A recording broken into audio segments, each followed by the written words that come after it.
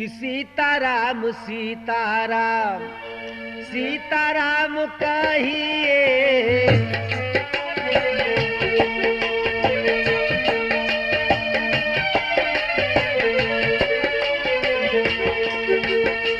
सीताराम सीताराम सीताराम कहिए।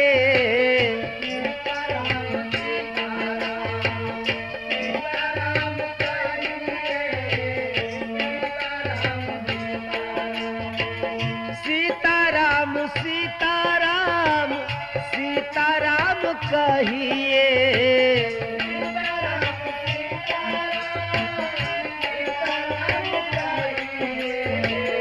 जाहि विधि राखे राम जाहि विधि राखे राम ताहि विधि रहिए।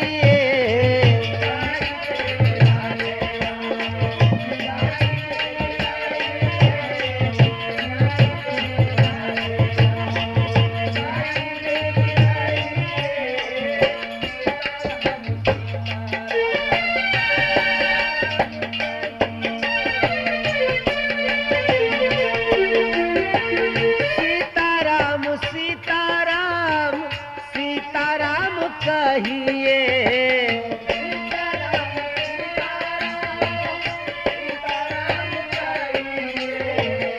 जाहि विधि राखे राम जाहि विधि राखे राम ताहि विधि रहिए।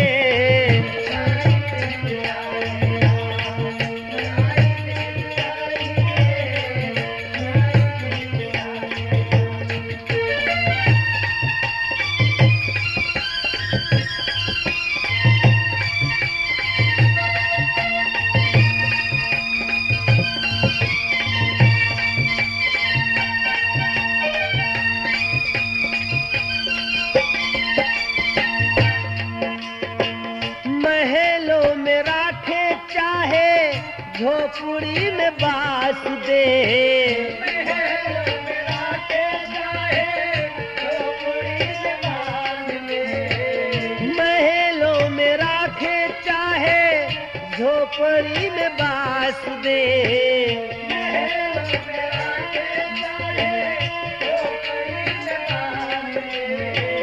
बबलू भैया विधि का विधान जान विधि का विधान जान हानि लाभ सहिए।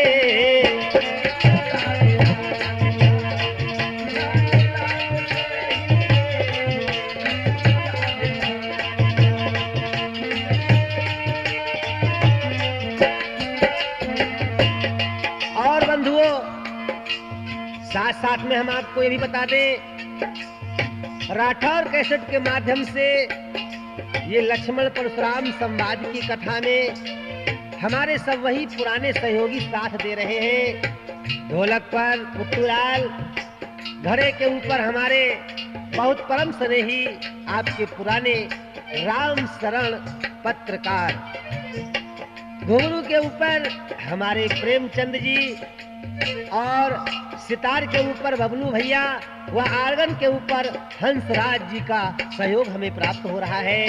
और ठीक हमारे सामने हमारे रिकॉर्डिस्ट सहयोगी आपके पुराने अभिलाष सिंह राठौर जी का सहयोग भी हमें प्राप्त हो रहा है।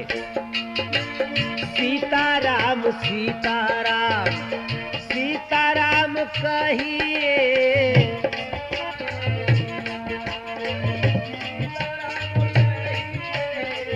जाहि विधि राखे राम ताहि विधि रहिए।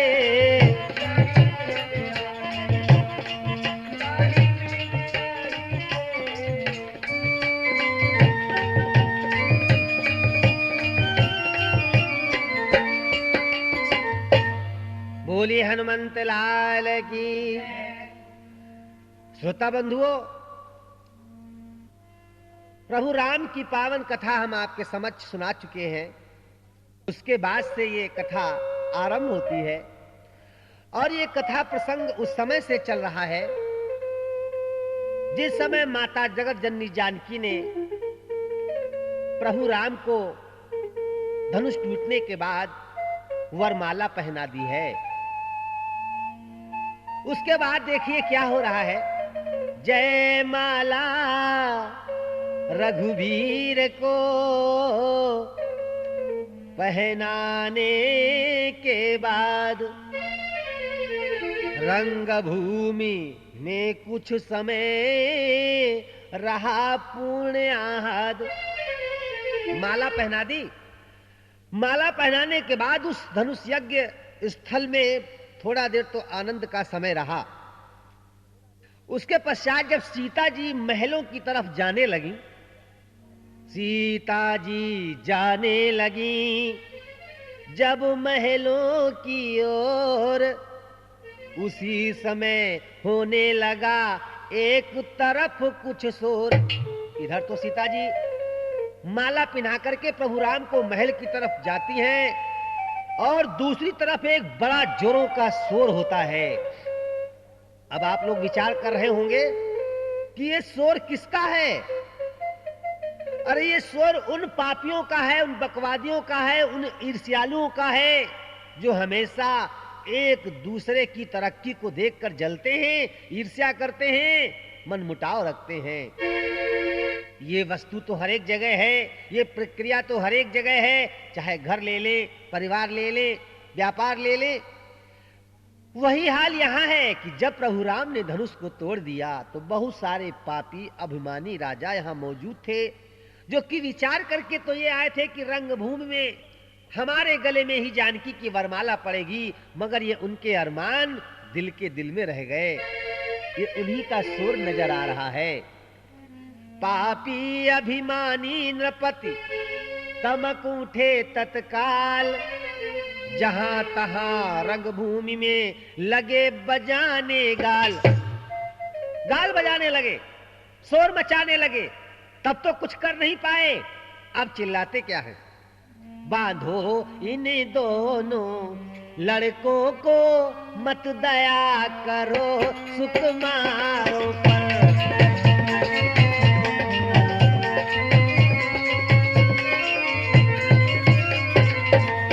अब तलक धनुष पर निर्णय था, अब निर्णय है तलवारों पर।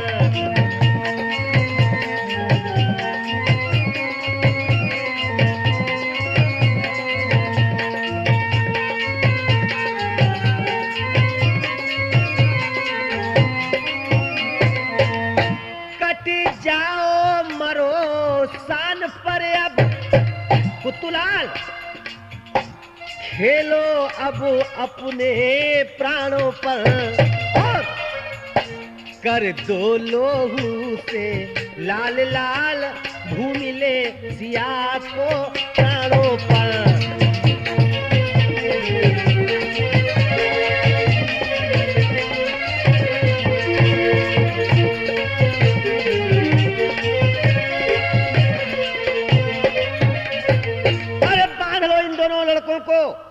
इन बच्चों पर दया मत लाओ। अब तक धनुष के ऊपर निर्णय था, लेकिन अब ये निर्णय तलवारों के ऊपर होगा। अरे वीरों, कट जाओ, मर जाओ, अपनी शान के लिए अपने प्राणों का बलिदान कर दो, इस धरती मां को खून से लाल लाल कर दो। अरे हमारे तुम्हारे ऐसे महान वीर योद्धाओं के होते हुए ये छोटे छोटे बच्चे जो हैं ये जानकी को ले जाए, ये तो हमारे लिए डूब मर जाने वाली बात है। शोर हो रहा है, इतने में आ गए। कौन आ गए भैया? राम शरण जी। इतने में कहने लगे, धर्मवान महिपाल, गाल बजाते किस लिए ठोक रहे हो ताल। जब महाराज जनक जी ने ये आवाजें सुनी तो कहने लगे, अरे भैया, जब सांप चला गया तो लकीर क्यों पीट रहे हो? जब वो समय चला गया, जब वीरता दिखाने का था, तब तो आप लोगों ने वीरता नहीं दिखाई। अब बेकार में थोती बातें पीछे में करते क्यों घूम रहे हो? तलवार तीर वाली गर्मी ठंडी धनुआ के संग हुई।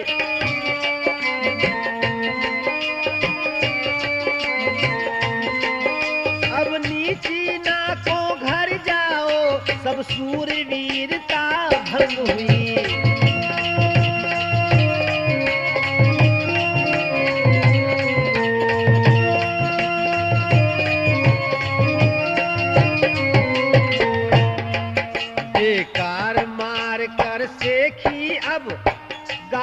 जात पेशानी में, रखते हो शर्मसान की कुछ डूबो चुल्लू भर पानी में।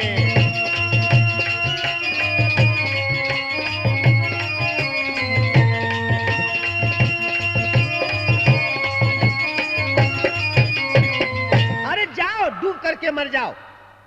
ये तुम्हारी तलवार, ये तुम्हारे तीर, ये तुम्हारी गर्मी, ये सब धनुष के टूटते ही बेकार हो गई। अरे अब नीची नाक लेकर पुत्तूलाल घर जाओ, तुम्हारी सूरवीरता सब भंग हो गई।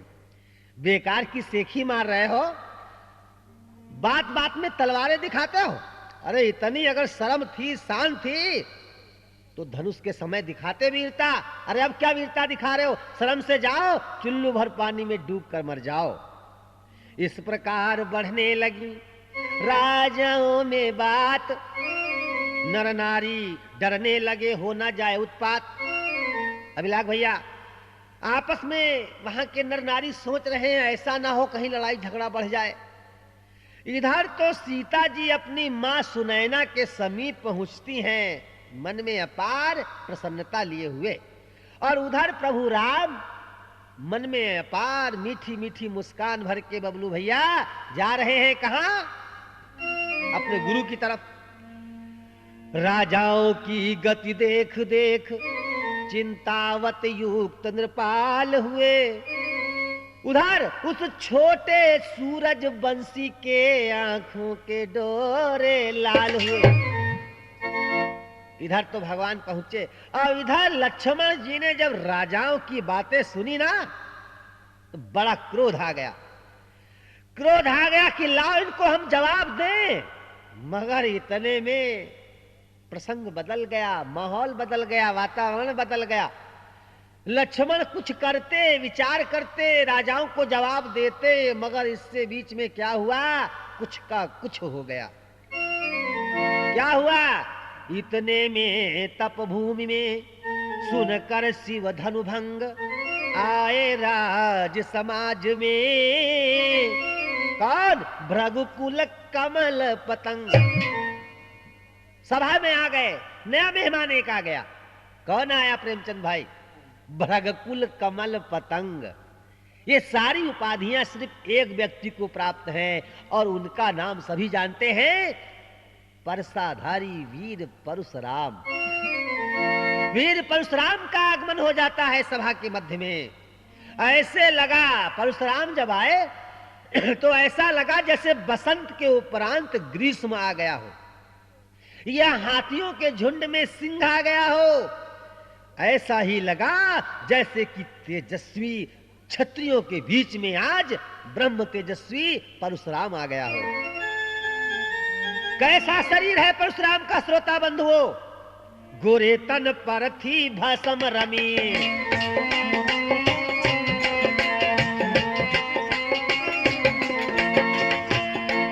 गोरे तन पर थी भस्म रमी, जुड़ा था बंधा जटाओं का।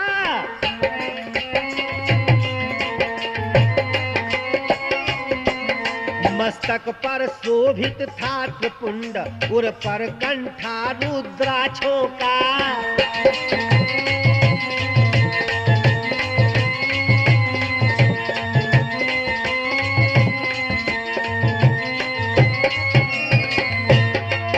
कंधों पर दो दो धनुआ थे, कर में परसा था उठा हुआ। भारी तूणीर पीठ पर था, तीखे तीरों से भरा हुआ।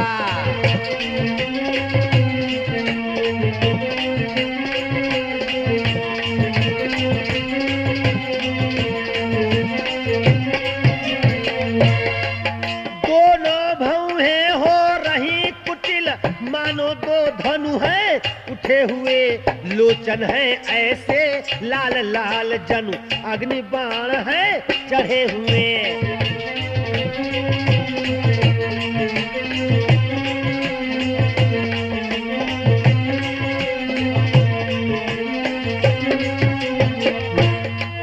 तन का प्रकाश, तप का प्रभाव सारे समाज पर छाया है। मानो मुनियों का भेषधार, साक्षात वीर रस आया है।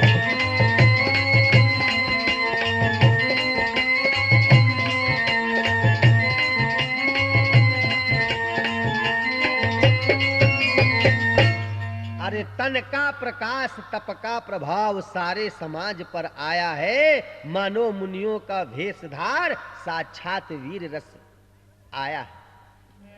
ऐसा सुंदर शरीर देख करके परशुराम का वहां के राजा सब दहल गए, सन्नाटे में आ गए। जो छोटे मोटे थे वो तो सरपट खटमल जैसे भाग गए, जैसे प्लेटफार्म के ऊपर बगैर टिकट वाला जो है ना टीटी को देखकर भागता है पुत्तूलाल, वैसे ही भाग गए। कुछ रह गए, उनसे इंट्रोडक्शन परिचय पूछा जा रहा है, वो सब डर डर के अपना नाम बताते जा रहे हैं। सीधे स्वभाव श्री परशुराम जिस तरफ नजर घुमा देते हैं उधर एकदम सन्नाटा छा जाता है। मिथिलेश्वर ने भी किया शीश नवा सम्मान, लिया अटल सौभाग्य का सीता ने भी दान।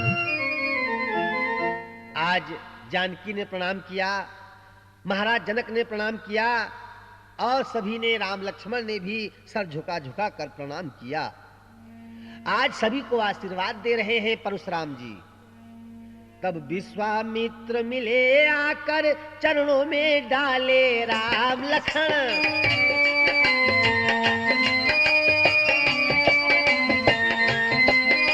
आशीष दे निरखे बार बार अनुपम छवि वाले राम लखन।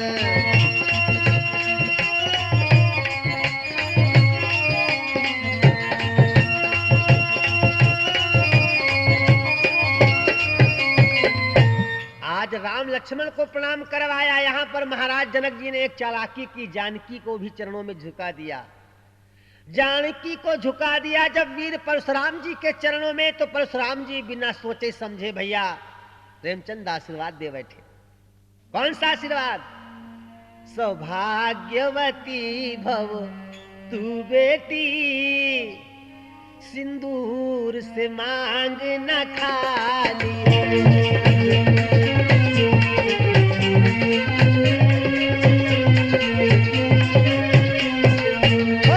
सौभाग्यवती भव तू बेटी, सिंदूर से मांग न खाली हो।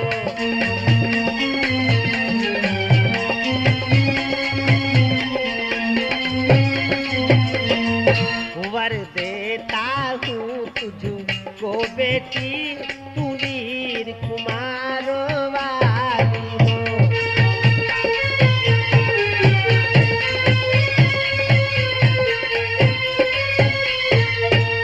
आशीर्वाद दे चुके हैं। उधर महाराज जनक से परशुराम जी पूछने लगे, हे मिथिलेश्वर, क्या कारण है? हम देख रहे हैं तुम्हारे यहाँ बड़ा भीड़ भाड़ है, ये बड़ा शोर शराबा है, बहुत से लोग इकट्ठा हैं, बड़ा कुछ आनंद जैसा आ रहा है।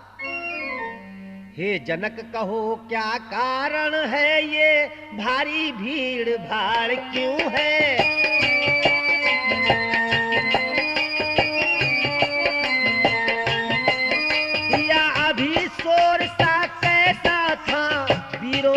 छेड़छाड़ क्यों है?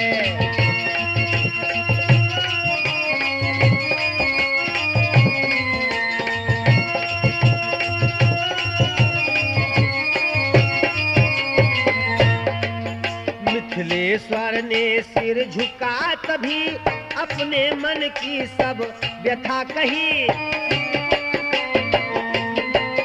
सीता की और स्वयंवर की, धनुआ की थोड़ी कथा कही।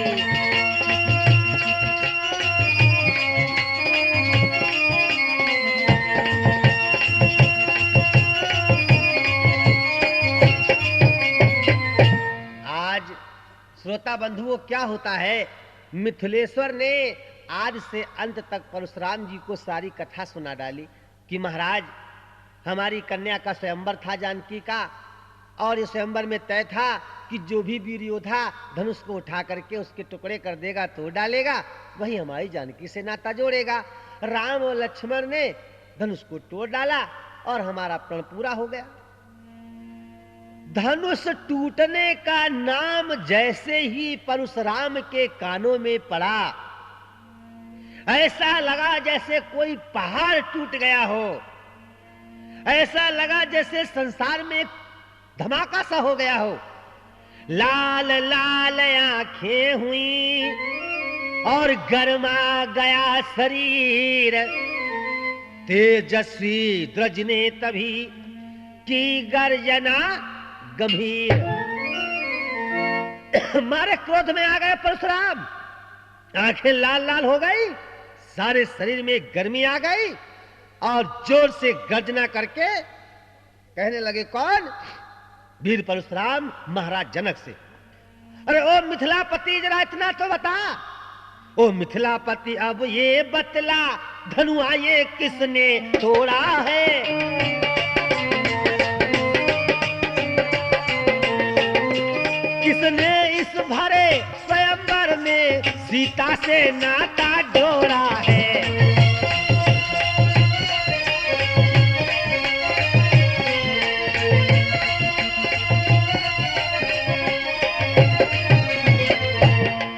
अत्यंत शीघ्र बतला उसको, वरना चौपट कर डालूंगा। जितनी भी पृथ्वी तेरी है अब उलट पलट कर डालूंगा।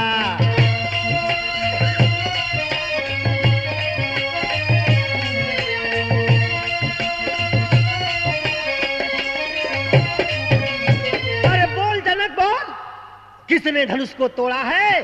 अरे किसने इस भरे स्वयंवर में सीता से नाता जोड़ा है? जल्दी बता, वरना सारा सब कुछ चौपट कर डालूंगा। जितनी भी पृथ्वी तेरी है ना, उसको पलट उलट करके रख डालूंगा। जिस समय गर्जे बंधुओं परशुराम, रंग भूमि का एकदम बिगड़ गया सब राग। रंग भूमि का एकदम बिगड़ गया सब राग और तेजस्वी के क्रोध की लगी बरसने आग। परशुराम के तेज की आग आज जनकपुरी में दहकने लगी। सारा दल जो है वो कांपने लगा। पुतुलाल, मिथिलेश्वर महाराज जनक भी कांप उठे। आज क्या होगा? चुपचाप बिल्कुल बुत के समान खड़े हो गए। चेहरा उतर गया, मुख से कुछ निकलता नहीं है महाराज जनक के। सीता जी को वह बाधा सैकड़ों कल्प से बड़ा हुआ। उस बाल भास्कर लक्ष्मण का इतने में तेवर कड़ा हुआ। सीता का तो एक एक पल एक एक कल्प के बराबर कट रहा है और इधर लक्ष्मण के भी तेवर फन फन फन फन पुतुलाल तिरछे होने लगे। समय सभा को देखकर दुखी सिया को जान। समय समय को देखकर, सभा को देखकर और सीता को दुखी देखकर सीधे सरल स्वभाव से बोले राम सुजान।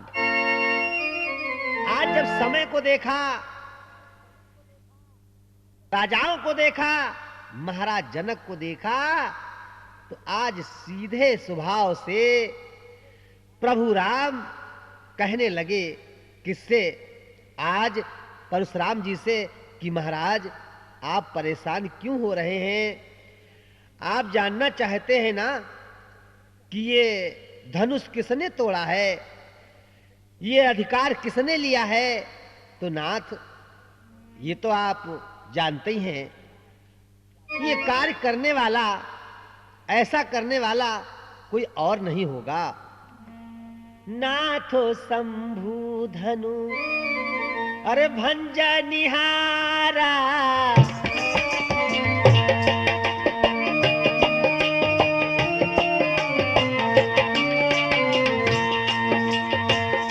नाथो शंभु धनु भंजा निहारा।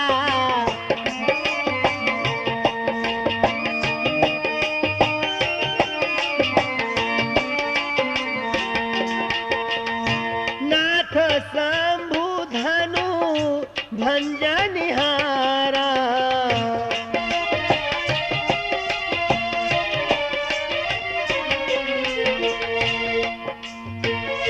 होई है को एक हंसराज, होई है को एक दास तुम्हारा।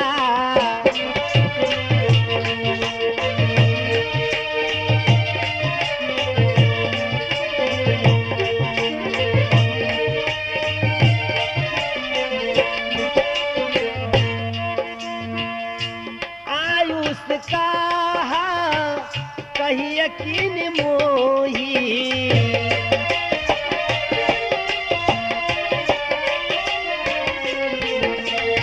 सुन रिसाई वो ले मुनि को ही।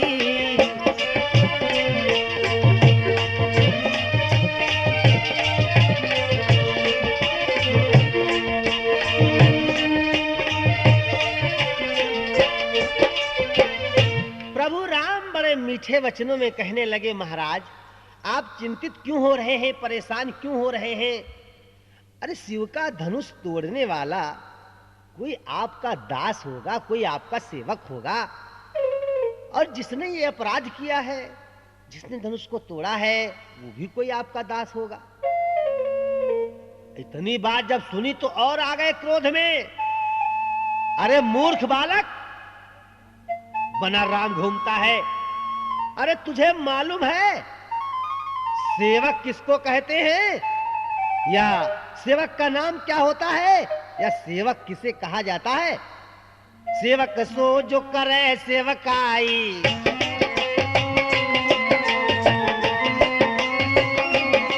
हाँ, सेवक सोई जो करे सेवकाई।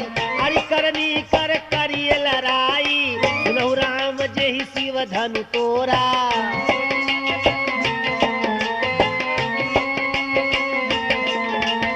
सेवक सोई जो करे सेवकाई, अरि करनी कर करिए लड़ाई, सुनहु राम जेहि शिव धनु तोरा।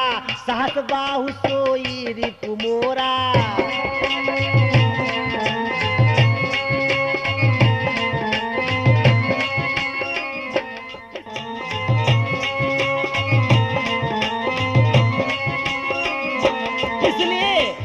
बिलगाऊ बिहाई समाजा,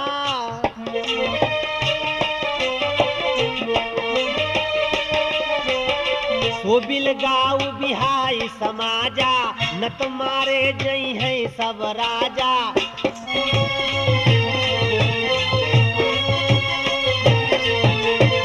सुनि मुनि बचन लखन मुस्काने, सुनि मुनि बचन लखन मुस्काने, बोले परुष धरहि अपमाने।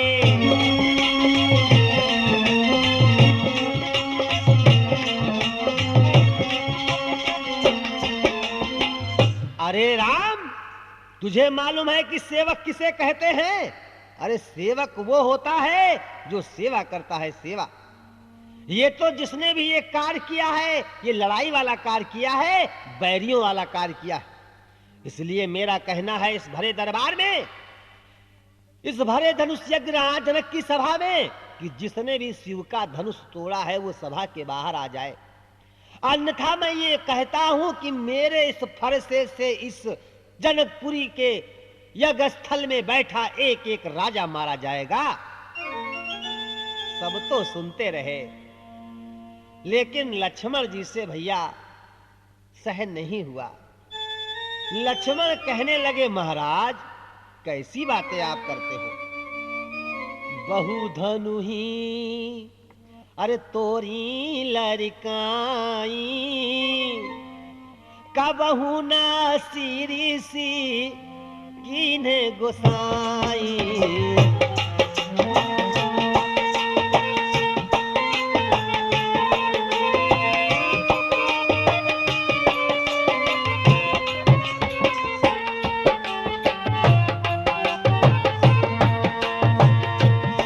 धनु ही तो री लड़काई, कबहू नया सिरिस इन्हें गोसाई।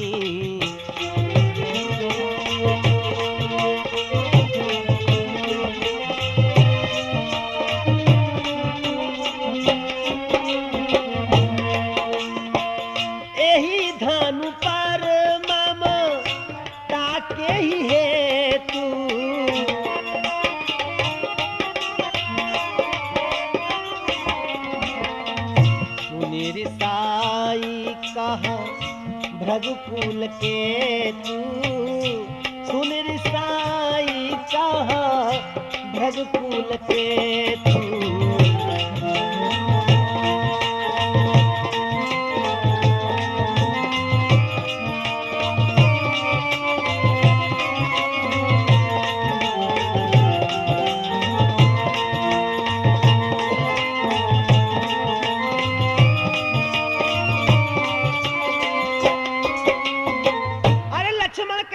मुनिवर, आप खामखा में नाराज हो रहे हैं।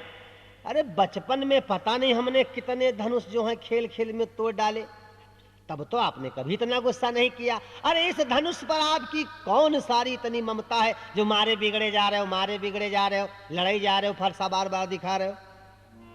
लक्ष्मण ने घी का काम किया, जैसे आग लगी हो उसमें कोई घी डाल दो। मारे क्रोध और बढ़ गया परशुराम का। रे नृप बालक काल बस, बोलत तो ही न संभार, धनु ही सम त्रिपुरारी धनु, विदित सकल संसार। अरे ओ छत्री के लड़के लक्ष्मण, मुंह संभाल कर बात नहीं करता है। परशुराम से गुस्सा बर्दाश्त न हुआ, कहने लगे क्या? बोले ओ राजा के लड़के,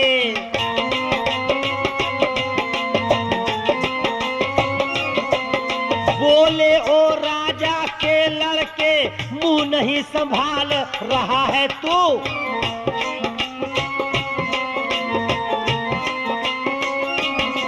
मुझ जैसे क्रोधी के आगे क्यों आंख निकाल रहा है तू।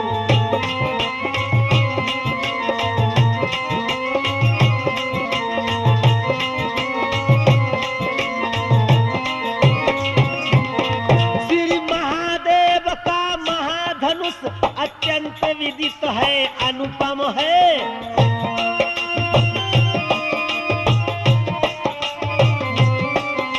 ऐसा प्रचंड को दंड भला, छोटी छोटी धनु ही सम है।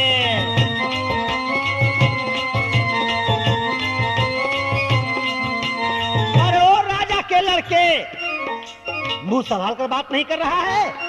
मुझ जैसे क्रोधी के आगे आंखें निकाल रहा है। महादेव के धनुष को बताता है छोटी छोटी धनुइयों के बराबर है। ऐसा प्रचंड कोदंड धनुष की बराबरी छोटी छोटी धनुइयों से कर रहा है। तेरी मौत लगता है मेरे हाथों आ गई है। लक्ष्मण ने फिर आग में घी डाल दिया। कहा मुनिवर, हम तो बच्चे हैं, हम तो ये समझते हैं कि सावधान 22 पसेरी। लखन कहा हंसी हमारे जाना,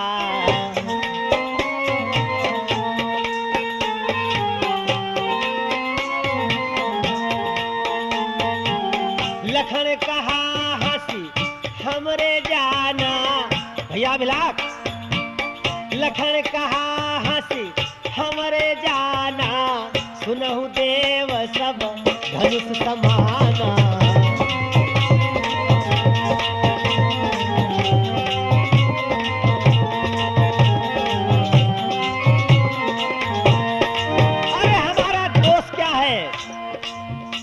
टूट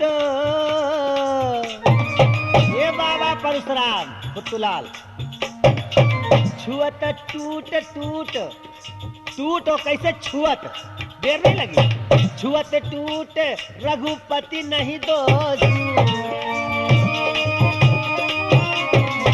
छुअत टूट रघुपति नहीं दोष, मुनि बिनु काज करिए कति रोषु।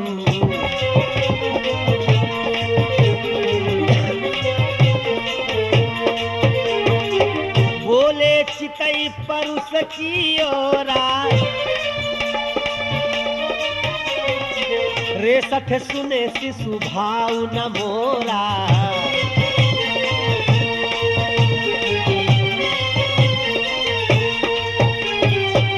अरे मारे क्रोध में आ गए परशुराम। अरे दुष्ट बालक, बात बात में मेरी बात काटता जाता है। क्या तूने मुझको न्योतारी ब्राह्मण समझा है जो न्योता खाने के लिए आते हैं और चुपचाप चले जाते हैं?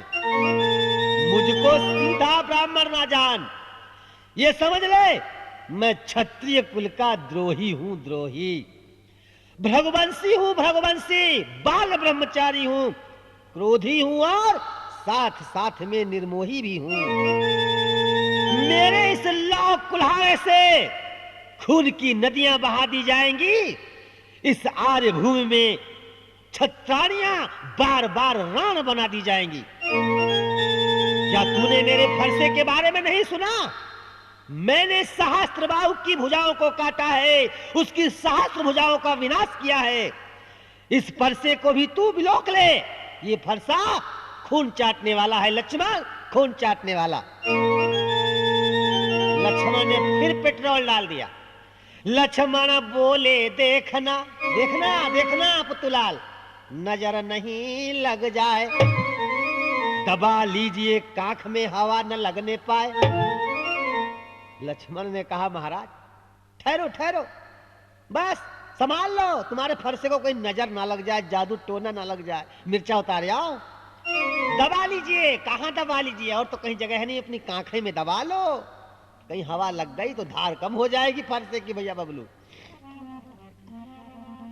अरे बस इसी एक ही फरसे से सूरों का स्वर्ग द्वार खुला। हल्दी की एक गांठ पर ही परसट्टे का बाजार खुला। लोग कहते नहीं है, एक मुर्गा कहीं जा रहा था तो उसको एक चींट मिल गई कपड़े की, वो समझने लगा मैं कपड़े का दुकानदार बन गया।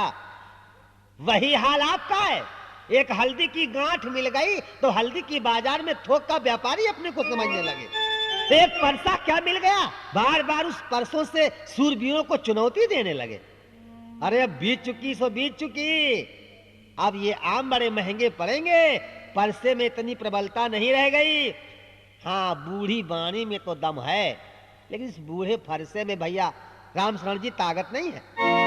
अरे क्यों बूढ़ा परसा दिखला कर क्षत्रिय कुमार को डरा रहे।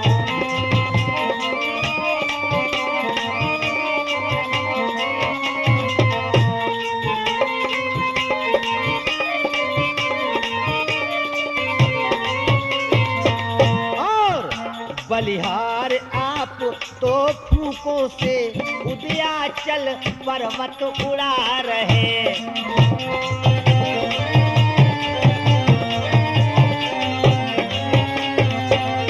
हम उस माई के लाल नहीं। किस माई के लाल नहीं भैया नवीन?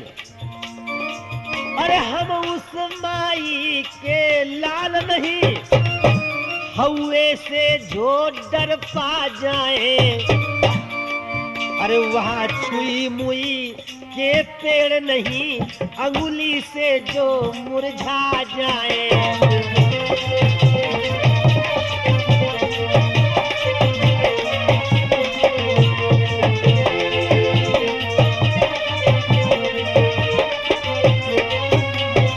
अरे लक्ष्मण ने कहा, महाराज बार बार ये फरसा दिखा रहे हो, फरसा दिखा रहे हो, क्या समझा है आपने हमको? जाना क्या है? अगर हमने आपको नहीं जाना है तो आपने हमको भी नहीं जाना है। अरे यहाँ कुमार बतिया को नहीं,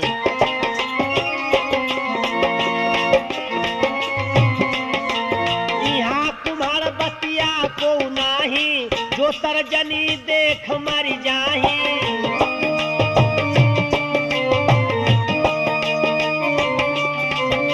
देखी कुठार सरासन बाना, मैं कछ कहूं सहित अभिमाना।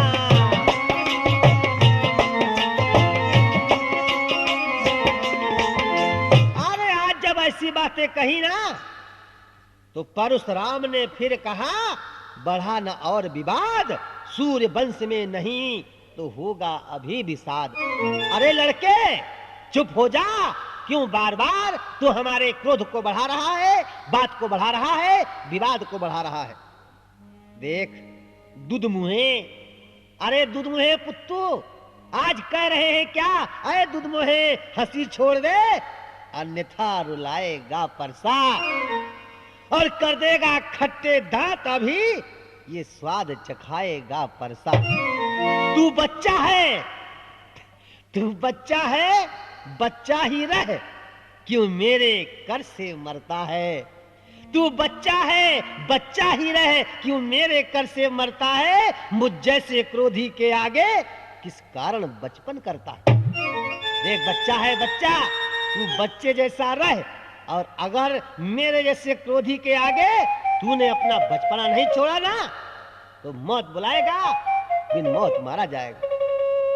लक्ष्मण ने फिर भी किया तत्क्षण वचन विरोध, और रहे आपकी ओर ही नाथ हमारा क्रोध। लक्ष्मण कहने लगे, महाराज एक बात कहें, हम बच्चे हैं, बच्चे ही तो बचपन करते हैं। क्यों भैया बबलू? श्री महाराज हम बच्चे हैं और बच्चे ही बचपन करते हैं।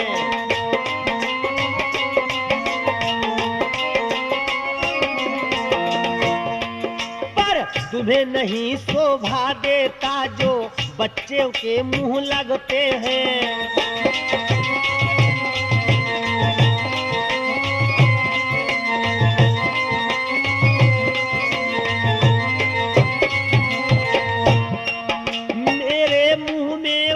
दूध नहीं जो तुलसी से तुरसा जाए,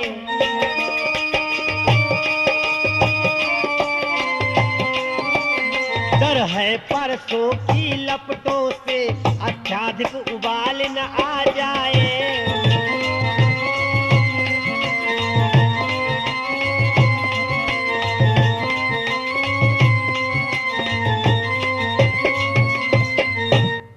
मेरे मुंह में वो दूध नहीं जो तुलसी से तुरसा जाए।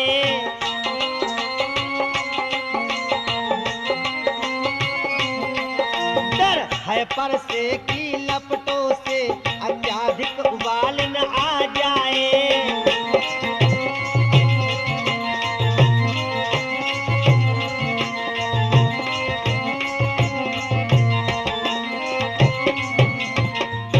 राठौर कैसेट के सुनने वाले श्रोता बंधुओं, हम ये बता दें आपको कि ये लक्ष्मण परशुराम संवाद का भाग 1 चल रहा है।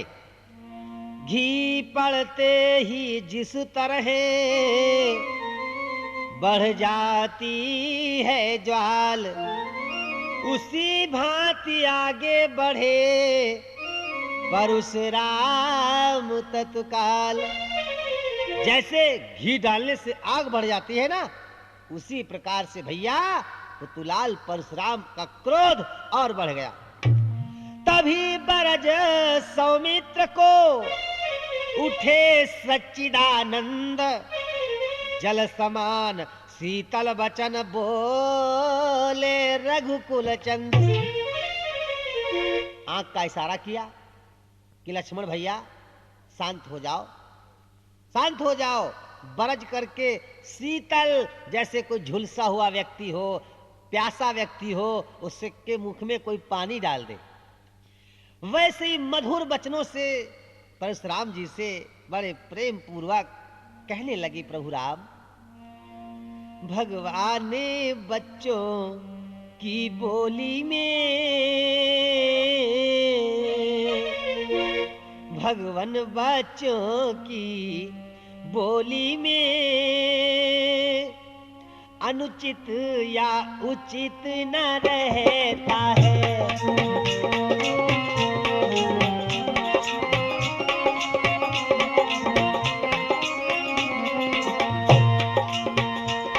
वो तो गंगा का है बहाव, वो तो गंगा का है बहाव,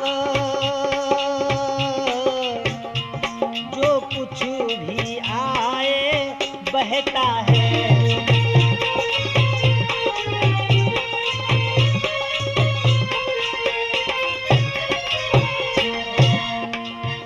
ब्राह्मण की भांति आप आते तो सह लेता ये लाते भी, वीरों का भेष देख कर ही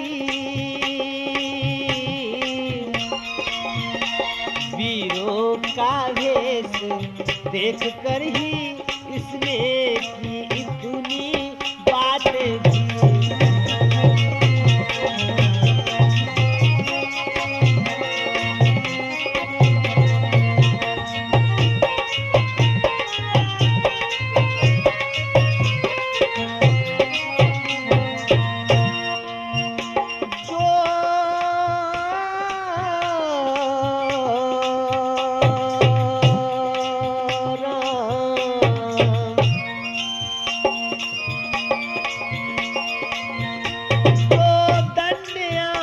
देना चाहे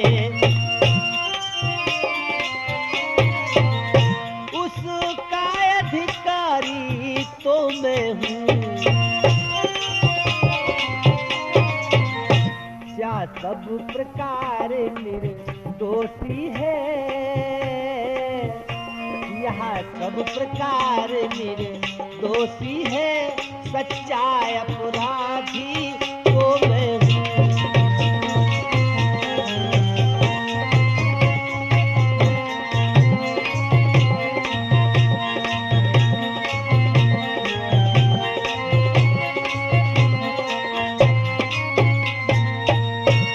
बड़े शीतल वचनों में प्रभु कहने लगे, नाथ, बच्चों को अपने बोलने में उचित और अनुचित का ध्यान कहाँ रह जाता है। जब गंगा का बहाव आता है, उस बहाव में जो भी आता है वो बह जाता है। फिर नाथ, आप अगर ब्राह्मण की भांति आते तो शायद ये आपकी लाते भी सह लेता, मगर आप तो वीरों का भेष लेकर आए हैं, इसलिए इसने इतनी सारी बातें आपसे कह डाली हैं। चलिए कोई बात नहीं, अगर इसका कोई अपराध हो गया है, अगर आप उसको दंड देना चाहते हैं, सजा देना चाहते हैं, तो नाथ इसका अधिकारी मैं हूं। ये सब प्रकार से निर्दोष है, आपका सच्चा अपराधी तो मैं हूं।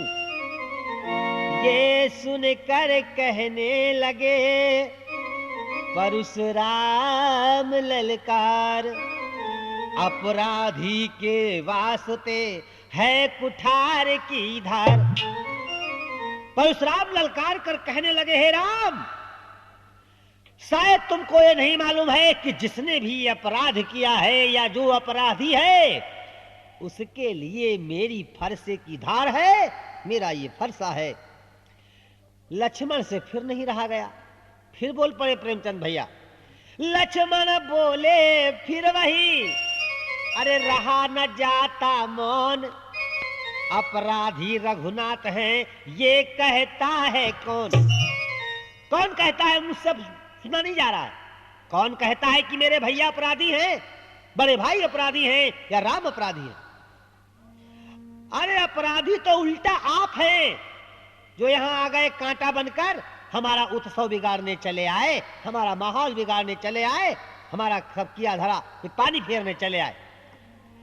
अपराधी तो तुम हो साहब,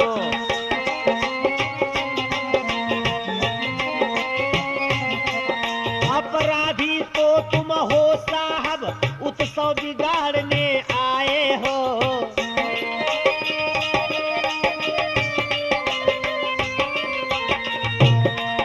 भाई ने दही बिलो डाला तो घी निकालने आए हो।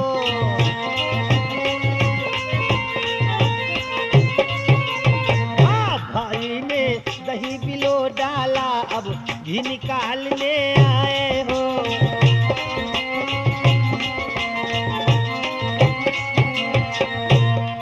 ये धनुष, हे बाबा, ये धनुष तो अनगिनती बरसों से मिथिलापुर में पड़ा हुआ, मिथिलेश्वर के कब्जे में था, जानकी की संपदा बना हुआ।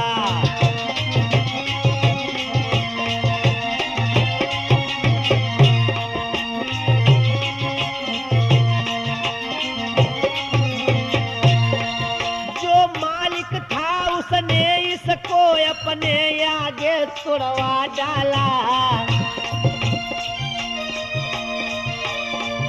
अब कहो कौन होते हो तुम जो करते हो गड़बड़ झाला।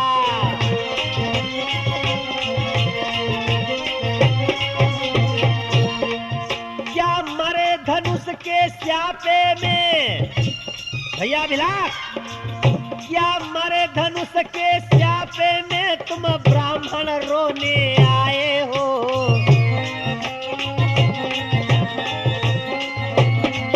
क्या मरे धनुष के स्यापे में तुम ब्राह्मण रोने आए हो, या देख क्षत्रियों का समाज यूं ही सिर होने आए हो?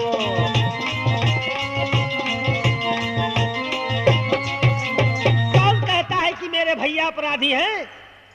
कौन कहता है कि राम अपराधी हैं? ये धनुष पता नहीं कितने बरसों से इस मिथिलापुर में पड़ा हुआ था, इस मिथिलासुर में पड़ा हुआ था, महाराज जनक के कब्जे में था, उनकी बपौती यानी उनकी धरोहर, उनकी संपदा बना हुआ था। फिर महाराज जनक इसके मालिक थे, उन्होंने जब इच्छा इसको तोड़वा डाला। अब तुम कौन होते हो बीच में गड़बड़ झाला करने वाले? भाई जिसकी चीज थी उसने तोड़वा डाली, हमारी चीज हम चाहे जिसको दे, हमारा सामान हम चाहे जिसको दे, या तोड़े या फोड़े, इसके मालिक भाई आप तो नहीं पुतुलाल। परशुराम जी आप क्यों बीच में गड़बड़ झाला करने आए हैं?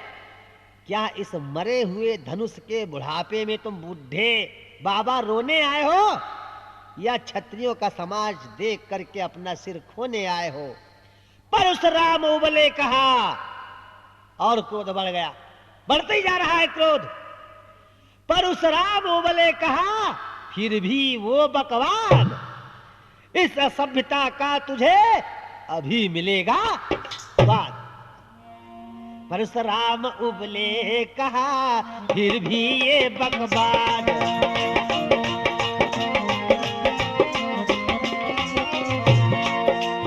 इस असभ्यता का तुझे अभी मिलेगा स्वाद।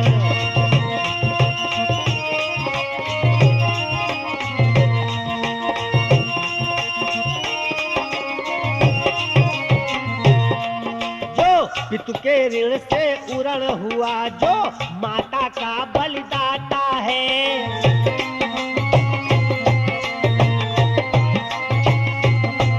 गुरु ऋण के कारण वही हाथ फिर एक बार खुजलाता है।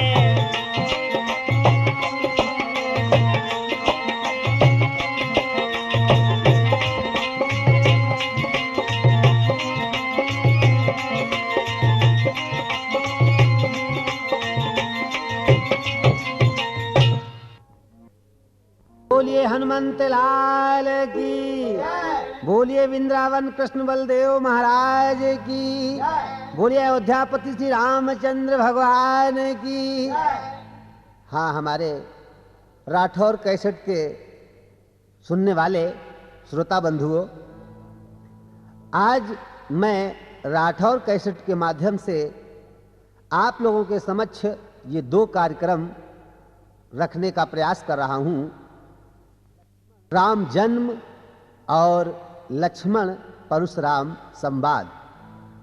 तो आज मैं आप लोगों के समक्ष प्रभु राम का जन्म अयोध्या की पावन मातृभूमि पर क्यों हुआ और कैसे हुआ, इस पावन चरित्र को रखने का प्रयास कर रहा हूँ।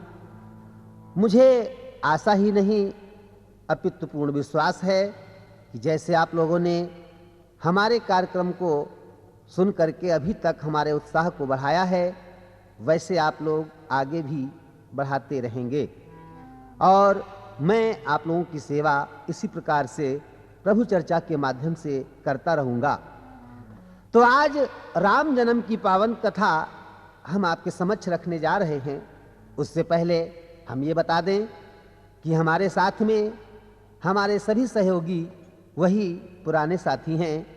ढोलक पर पुत्तूलाल जी, आर्गन के ऊपर हमारा साथ दे रहे हैं हमारे बबलू भैया, और घड़े के ऊपर हमारा साथ दे रहे हैं राम शरण राठौर जी, और मजीरे पे हमारा साथ दे रही हैं शशि बाला जी, व चिमटे पे साथ दे रहे हैं हमारे भैया प्रेमचंद जी, और हमारे अन्य सहयोगियों में मुख्य नाम है अभिलाष सिंह राठौर जी का। तो आइए इन सभी सहयोगियों के साथ में हम आपको ले चलें कहाँ प्रभु राम का जन्म क्यों हुआ। वैसे तो प्रभु राम के जन्म के अनेकानेक कारण विद्वानों ने बताए हैं, बाबा तुलसीदास ने अपने मानस में बताए हैं। एक कारण मैं इससे पहले राठौर कैसेट के माध्यम से नारद मोह में भी बता चुका हूं, और एक कारण आपके समक्ष और रख रहा हूं कि प्रभु राम को मनुष्य रूप धारण करके इस संसार में क्यों आना पड़ा। उससे पहले आइए एक बार प्रभु जी का नाम ले लिया जाए। सीताराम सीताराम सीताराम कहिए,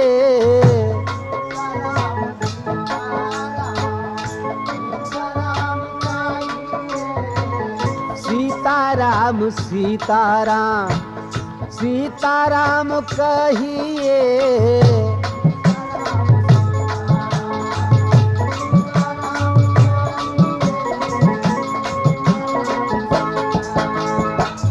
सीताराम सीताराम सीताराम कहिए। जो पितु के ऋण से उरण हुआ, जो माता का बलिदाता है, गुरु ऋण के कारण वही हाथ फिर एक बार खजुलाता है। अरे बालक, परशुराम उबल करके कहने लगे, अपनी बकवास छोड़ दे वरना तुझको अभी स्वाद चखाऊंगा।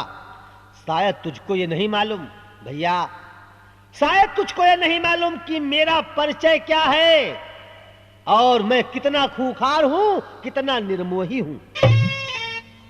जो पितु के ऋण से उरण हुआ तो माता का बलिदाता है। मैं वो हूं जो अपने पिता के ऋण से ऋण हो गया, लेकिन मां का मैंने अपनी बलिदान कर दिया। तुझको नहीं मालूम। वास्तव में सज्जनों, वीर परशुराम जो थे ये अपने पिता के बड़े आज्ञाकारी थे। इनकी पहले की घटना बताते हैं विद्वान लोग कि इन्होंने अपनी मां का संहार कर दिया था अपने पिता के कहने से। ये राठौर कैसेट का लक्ष्मण परशुराम संवाद का भाग 2 चल रहा है सज्जनों। जिसके हाथों से हुए, ये वही परशुराम है, अपना परिचय दे रहे हैं कि मानी नृप संहार, यहां कहेंगे हम वही परशुराम अवतार। आइए थोड़ा सा बता दें परशुराम की वीरता, कि ये कितने वीर थे और कितने आज्ञाकारी थे अपने माता पिता के। या ऋषि कुल में होने वाला तेजस्वी अंश ब्रह्म का था।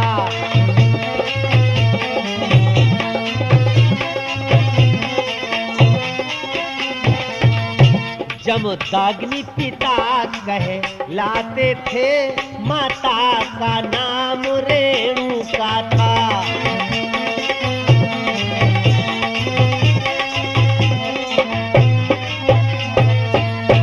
यहाँ योगी थे, बैरागी थे, धनुए के भी अधिकारी थे।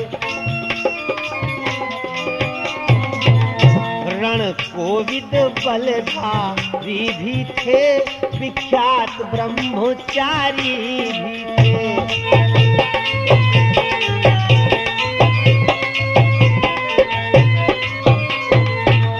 ये वीर परशुराम जो थे ये ऋषि कुल में पैदा हुए थे और इनके चेहरे पर ब्रह्म का तेज था। इनके पिता का नाम था जमदग्नि और इनकी मां का नाम था रेणुका।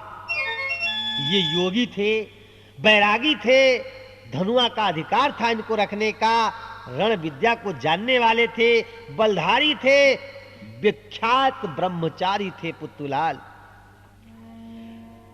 ये अपना ध्यान किए बैठे थे और इधर क्या हुआ कि इनके पिता जमदग्नि अपना आश्रम में प्रभु का भजन कर रहे थे।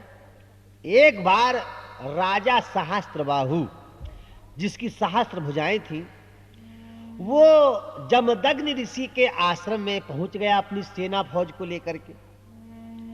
थोड़ा देर ठहरा और चलने लगा। तो ऋषि जमदग्नि ने कहा राजा सहस्त्रबाहु से, क्या कहा? बोले जमदग्नि नृपति ठहरो,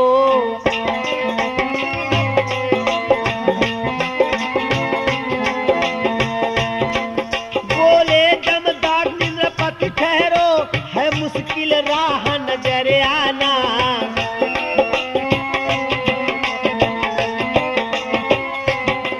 हो रहे आज सत्संग यहीं, भोजन कर सुबह चले जाना।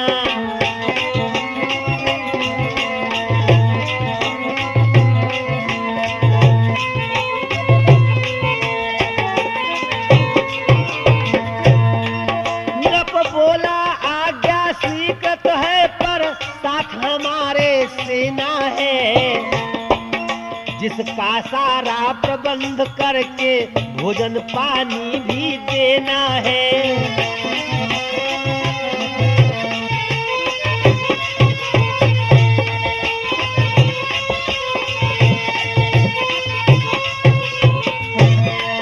यदि इसे यहाँ ठहराता हूँ तो भोजन को क्या रखा है, या धूनी वाली कुटिया है, या सूखा सा दरिया ही है।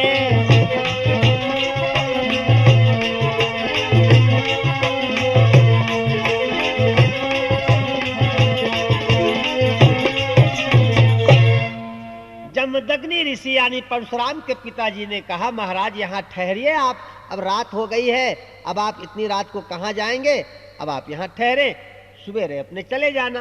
राजा ने कहा, तेरी बात तो हमें मान्य है ऋषिवर, मगर मेरे साथ में मैं अकेला तो हूं नहीं, इतनी लंबी चौड़ी फौज है, सेना है, और इस सेना का भोजन का भी प्रबंध करना है। तेरे पास यहाँ क्या रखा है? धूनी कुटिया लुटिया है तेरे पास, इतने सैनिकों को भोजन कहां से कराएगा? ऋषिवर बोले, सत्य है राजन तेरा ध्यान, कंदमूल फल के सिवा नहीं यहाँ सामान। महाराज बात तो तेरी सही है कि हम महात्माओं के पास कंदमूल फल के सिवा और क्या रखा है, लेकिन फिर भी चिंता मत कर, हम साधु हैं साधु। अरे हम तो मस्त रहते हैं, किसी ने कहा भी है साधु तो फक्कड़ होते हैं, मस्त रहते हैं, उनका मन तो बस फकीरी में है। किसी ने कहा है क्या? अरे मने लागो मेरो यार फकीरी में।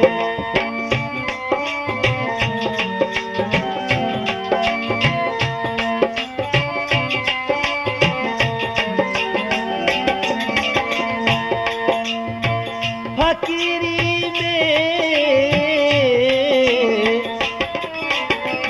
अरे मने लागो मेरो यार फकीर।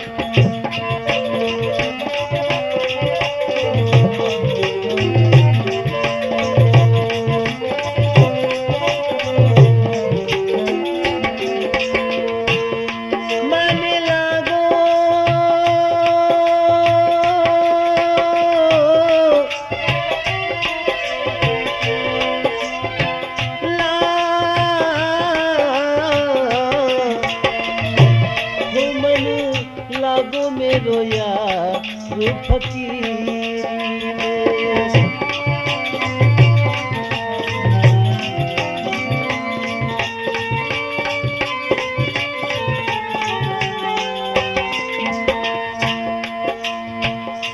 जो सुख पाया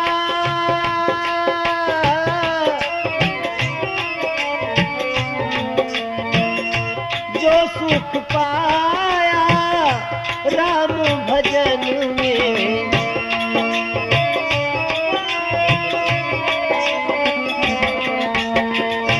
जो सुख पाया राम भजन में, पायो नाही अमीरी में, मन लागो मेरो यार फकीरी।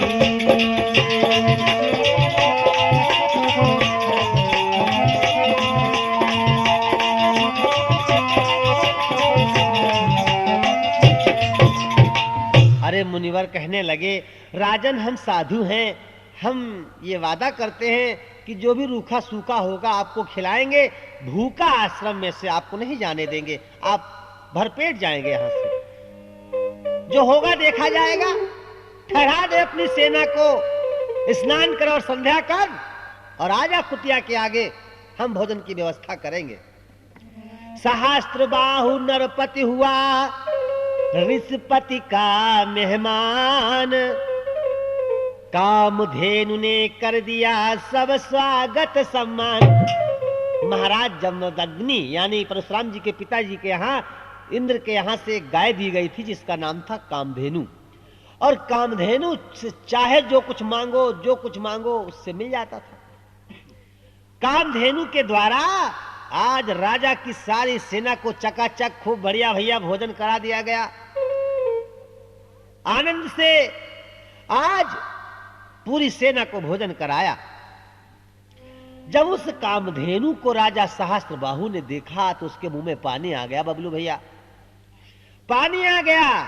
अब देखिए वो जैसे तैसे भोजन करके सहस्त्रबाहु से मीठी मीठी बातें सहस्त्रबाहु जमदग्नि ऋषि से करने लगा।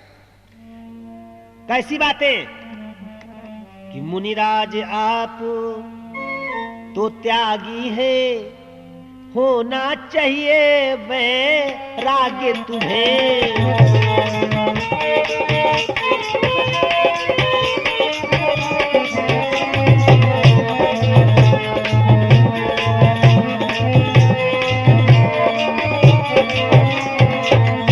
फिर इस दुनिया की चीजों से क्यों नाहक है अनुराग तुम्हें।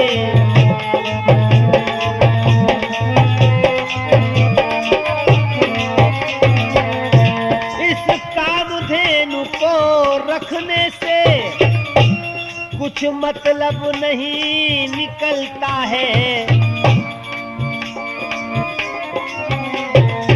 अगर हमारे पास रहे तो काम हमारा चलता है।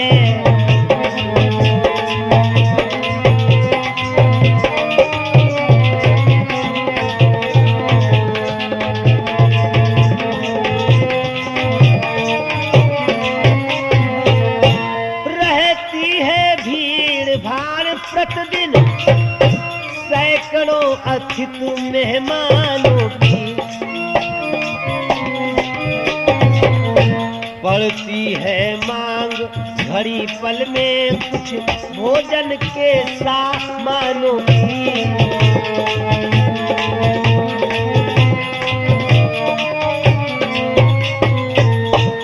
अरे कहने लगा राजा सहस्त्रबाहु, हे मुनिवर, अरे यहाँ क्या रखा है? आपके यहाँ पर कौन खास मेहमान आते हैं और इस कामधेनु गाय को आपको अपने पास रखने का क्या मतलब है? ये तो हमारे राजाओं महाराजाओं के यहाँ होनी चाहिए। वहाँ बहुत सारे मेहमान आते हैं, हजारों मेहमानों की भीड़ लगी रहती है, पल पल में भोजन की व्यवस्था करनी होती है। इसलिए ऐसा कर भाई, ये कामधेनु गाय हमको दे दे। ऋषि बोले, राजन इसे मेरा माल न जान। ऋषि बोले, राजन इसे मेरा माल न जान, है तेरी ही इस तरह ये मेरी मेहमान। देख भाई, ये माल मेरा नहीं है, ये माल किसी और का है। जैसे तू मेरा मेहमान है वैसे ये हमारी मेहमान है। ये कामधेनु जो है मैंने महाराज इंद्र के यहाँ से मंगाई थी, ये धरोहर है, मांग करके आई है। अगर तुझे चाहिए तो महाराज इंद्र के पास चला जा, वही मांग ले। और देख भाई, अगर ज्यादा भाग गई है तो वही अधिकारी हैं, उनसे मांग ले। लेकिन बात बात में बतकड़ हो गई, रार बढ़ गई। बात बात में बढ़ गई दोनों की तकरार। योगीराज जमदग्नि को दिया नीच ने मार। उस दुष्ट राजा सहस्त्रबाहु ने क्या किया? ऋषि जमदग्नि को मार डाला, समाप्त कर दिया। महाराज जमदग्नि मर गए तो परशुराम की मां रेणुका हा हा करके चिल्लाने लगी, बेचारी रोने लगी। विवश बिचारी रेणुका हा हा उठी पुकार। ऋषिकेश कुमार भी बैठे रहे झकुमार। रेणुका हाय हाय चिल्लाती है, आज रोती है, अबला का आत्मिक बल बढ़कर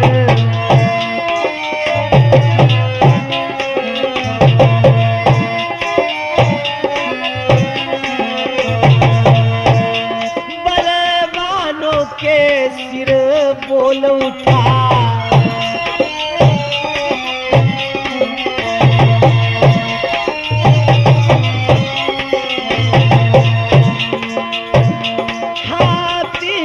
घूसा पड़ते ही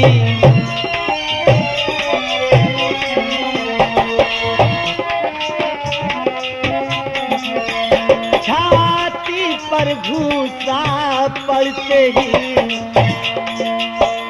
भगवती का आसन डोल उठा।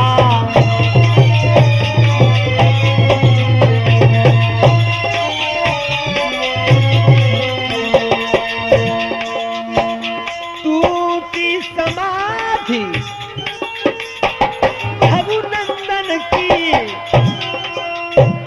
जब माँ की आत्म पुकार उठी,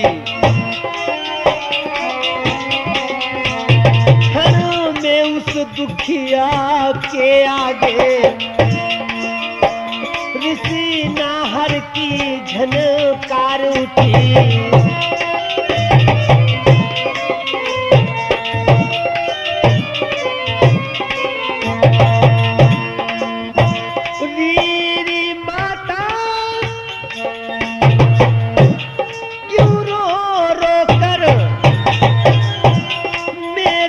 समाधि को तोड़ा है,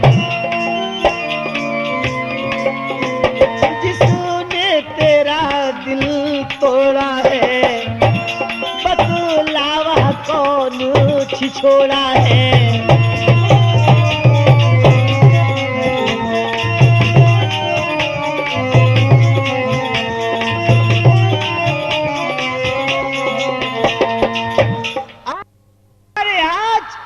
जिस समय महाराज जमदग्नि समाप्त हुए तो रेणुका ने मारा अपने घूंसा जब, तो जहां भृगुनंदन परशुराम तपस्या कर रहे थे उनकी समाधि टूट गई। क्षण भर में आज जब आंखें खुली तो अपनी मां के पास आए, हे मां बता, तेरी आंखों में आंसू कौन लाया है, तेरा दिल किसने तोड़ा है, बतला वो कौन छिछोड़ा है। माता की सेवा तज कर किसने तप की बू की है, मैं कहता हूं मां बता, मेरे ऐसे जब तप को थू है जब तक मेरी मां रो रही है।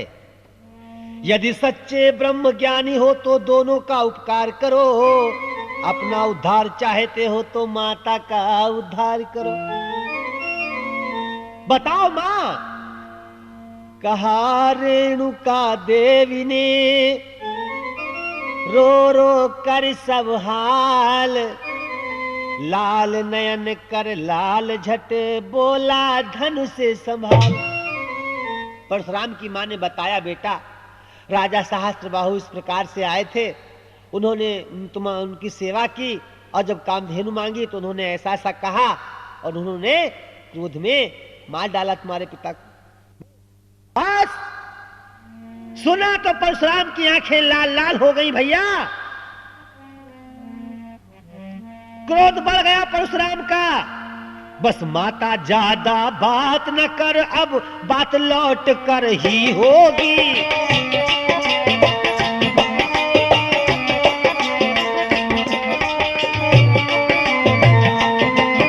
या पृथ्वी पर क्षत्रिय होंगे या क्षत्रिय पृथ्वी ही होगी।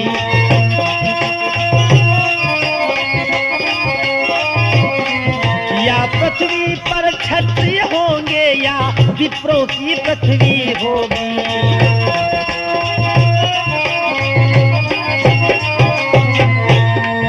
इन पर कमीनों ने जब से अधिकार भूमिका पाया है,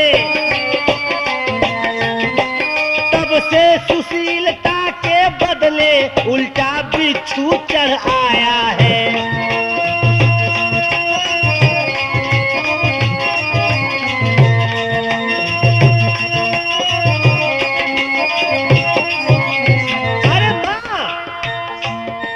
21 बार इस पृथ्वी पर अपना माथा पटक पटक करके फोड़ा है। मैं प्रतिज्ञा कर रहा हूं मां, बस इसी चोट के बदले में खूनी दरिया भर डालूंगा। 21 बार इस पृथ्वी को क्षत्रिय विहीन कर डालूंगा।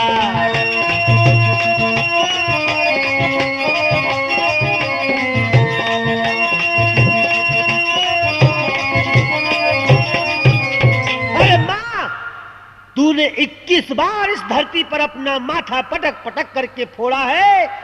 ये तेरा लाला परशुराम प्रतिज्ञा करता है कि मैं 21 बार इस पृथ्वी से क्षत्रियों का ढूंढ ढूंढ कर विनाश कर डालूंगा। इतना कहकर के वीर रेणुकालाल परशुराम सहस्त्रबाहु के सामने पहुंचते हैं। परशुराम के फरसे से सहस्त्रबाहु की सारी सेना संहार हुई और अंत में राजा सहस्त्रबाहु का विनाश भी परशुराम जी के द्वारा हुआ।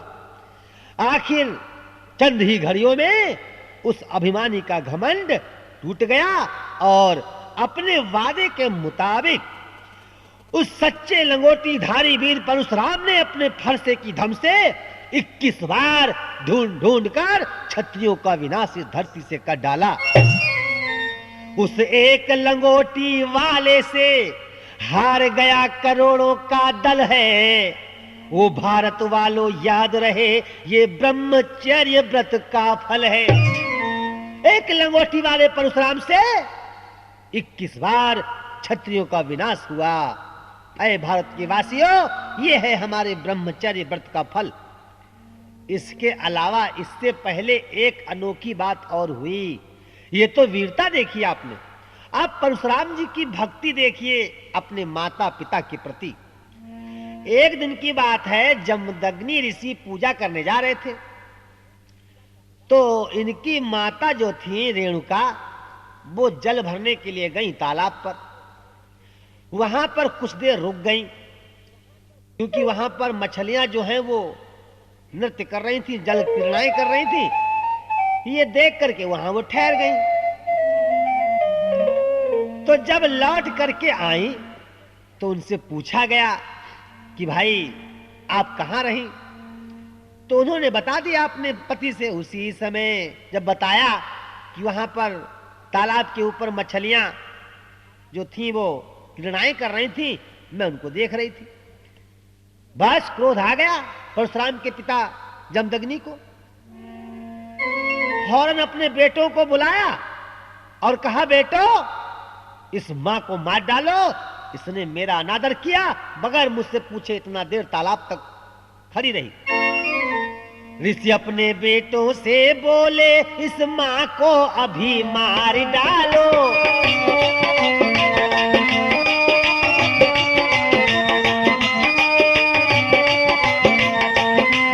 किस विषय वासनाओं वाले विष को फौरन उतार डालो।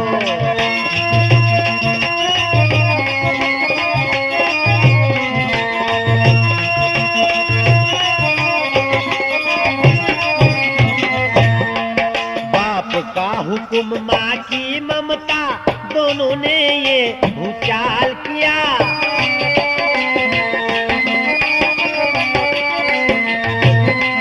जिसके कारण कुछ तय सुनकर सबने कहना तो टाल दिया।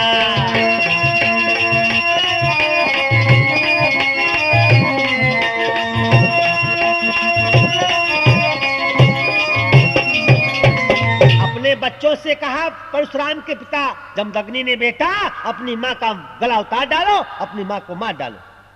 लेकिन बच्चे सोचने लगे कि अगर इधर तो मां की ममता है, उधर बात पिता का प्यार है, पिता की आज्ञा है।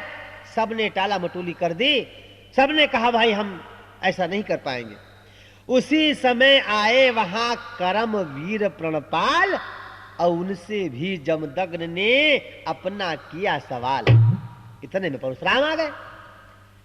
परशुराम ने कहा, उनसे कहा जमदग्नि ने, बेटा तुम अपनी मां को मार डालो, ये मेरी आज्ञा है। परशुराम ने न अब देखा न तब देखा, क्या देखा? अपना कर्तव्य देखा। उस झट कर्तव्य परायण ने अब देखा ना तब देखा।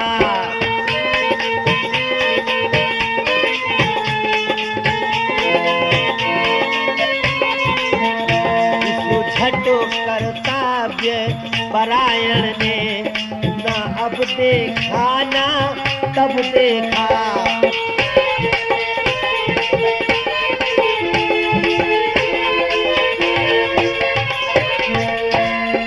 महाप्रत्यागी बलधर ने केवल अपना कर्तव्य देखा।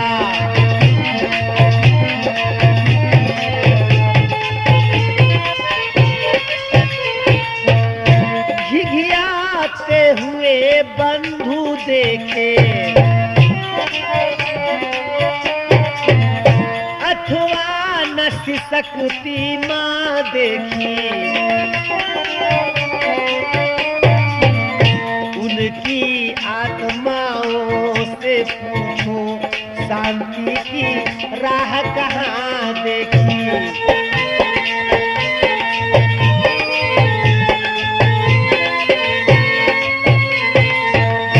तत्काल बिना कुछ कहे सुने पर से किसी भी धार हुई। यानी बेटे के हाथों से ही माता संहार हुई।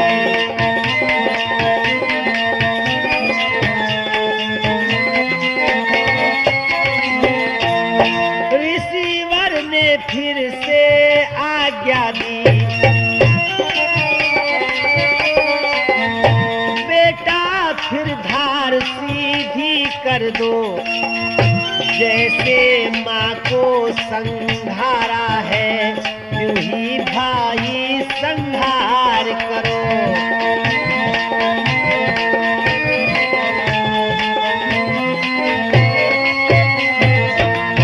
जैसे माँ को संहारा है वैसे भाई संहार करो।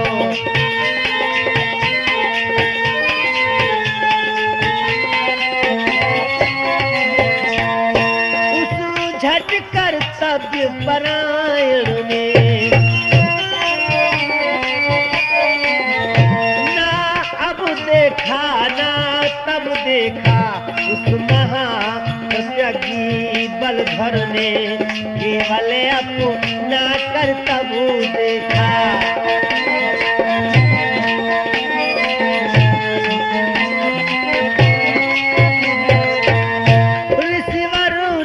फिर आज्ञा दे दी बेटा अब सीधी धार करो। जैसे माँ को संहार किया यूं ही भाई संहार करो।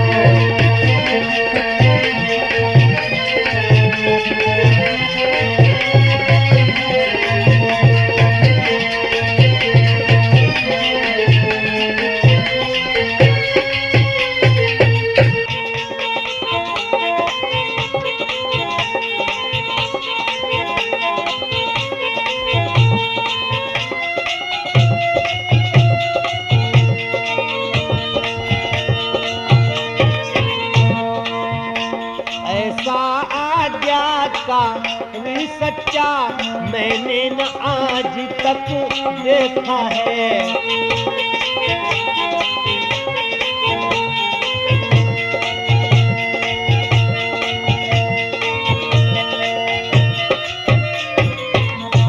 बेटा वास्तव में आज मुझे मालूम पड़ गया तू मेरा सच्चा सपूत है।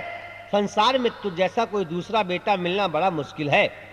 तूने वास्तव में सच्चाई के साथ मेरी आज्ञा का पालन किया है। अरे बेटा तूने अपनी माँ को मार डाला और तेरी आंखों में जरा सी हिचक तक नहीं आई। माता पर हाथ उठाते समय तेरा हृदय भी नहीं हिला। इस अटल वृत्ति का भक्ति का फल तेरा बेकार नहीं जाएगा। हे तात मांग, हे वीर मांग, जो मांगेगा सो पाएगा। बोलो बेटा बोलो, तुम्हें क्या चाहिए? बोले पिता, आपकी इच्छा पूर्ण हो गई तो मेरी इच्छा पहले पूर्ण हो गई। अगर देने चाहते हैं तो बस इतना दे दो कि मेरी माता और मेरे भाइयों को फिर से जिंदा कर दो, मुझको हत्या का दाग ना लगे, मेरी भक्ति में कसर ना हो और मेरे भाइयों में और माताओं के शरीरों में कोई फर्क ना हो। बस देना है तो ये दे दो। ऋषि के आशीर्वाद से उठे तभी तत्काल, हे भारत फिर कर प्रकट पृथ्वी पर वो लाल। बोलो सियावर रामचंद्र की। अरे तो परशुराम कह रहे हैं कि लक्ष्मण, यह है मेरी कहानी। अरे जब मैंने इसी फरसे से अपने पिता के कहने से अपनी मां का सिर उतार डाला, अपने भाइयों का सिर उतार डाला, तो तेरी हस्ती क्या है? परशुराम उबले कहा, फिर भी वो बकवास।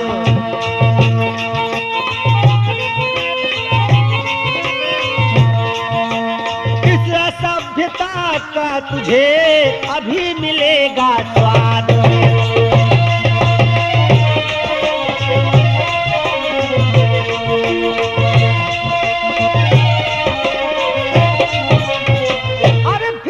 लक्ष्मण ने, बाबा परशुराम, बार बार ये प्रसाद दिखला करके क्यों हमको डराने आए हो? प्रसाद दिखलाकर बार बार क्यों मुझे डराने आए हो? क्या काल आपका वाहन है जो साथ में आप भी लाए हो? अरे क्या मौत आपकी सवारी है जो अपने साथ में लेकर आए हो? चाहे जिसको चाहो उसको मार डालोगे फरसे से। वो सूर नहीं कहलाते हैं जो अपना आप बखान करें। वो सूर नहीं कहलाते हैं नवीन जो अपने आप बखान करें। वो काम नहीं कर सकते हैं जो बातों का भुगतान करें। अरे वो लोहा तुमको ही सुबह हो,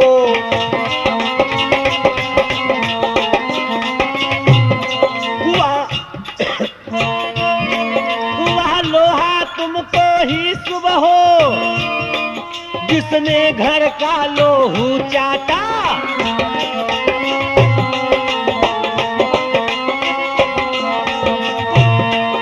बलिहारी मैं उन हाथों की जिनने माता का सिर काटा।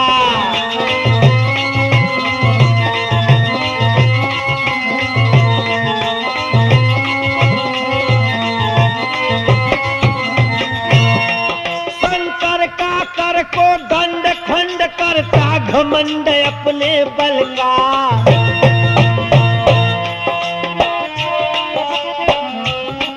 रनिवासों ही में खेला है, मुंह देखा नहीं रणस्थल का।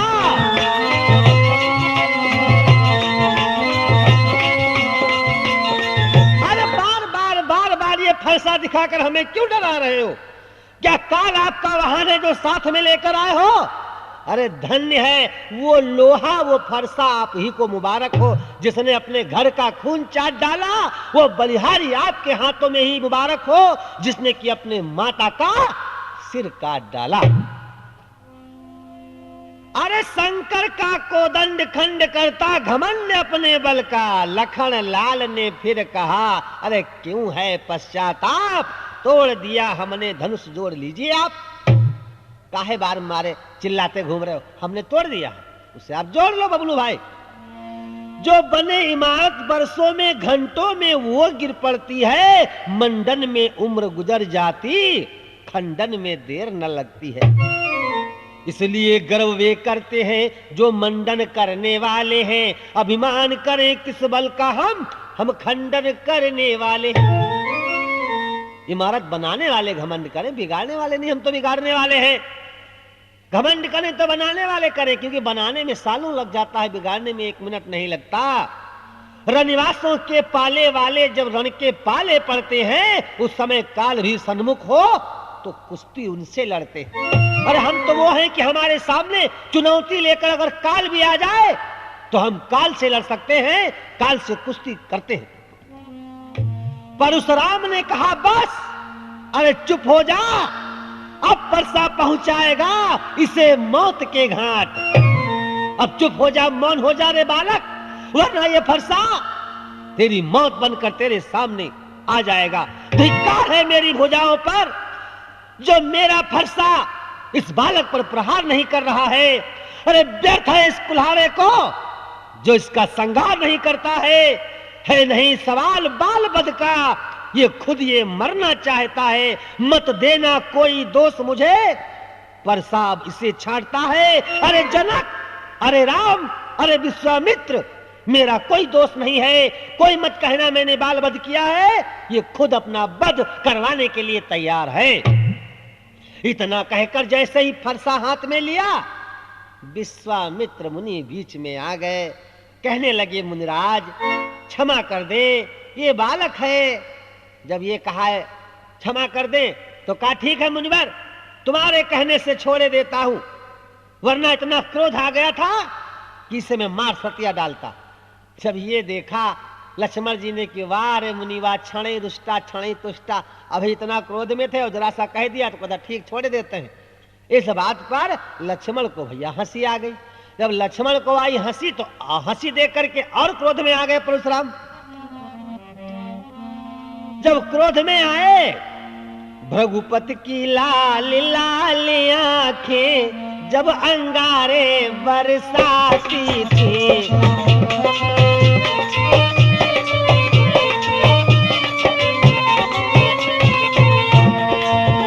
भृगुपति की आंखें लाल लाल जब अंगारे बरसाती थी,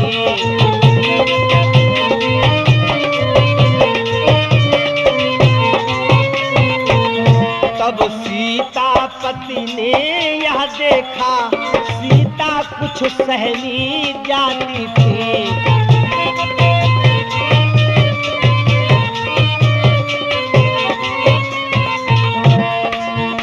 इतने में परशुराम दौड़े, फिर परसा हाथ में लिए हुए,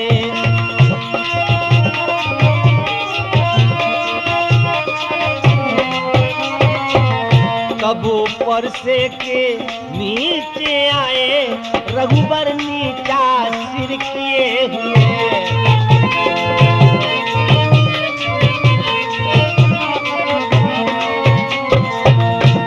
आज जैसे ही फरसा लेकर परशुराम दौड़ते हैं, प्रभु राम फिर सामने आ गए।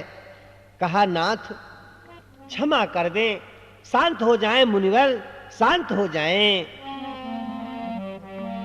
अरे गौरु शरीर श्याम मन माही,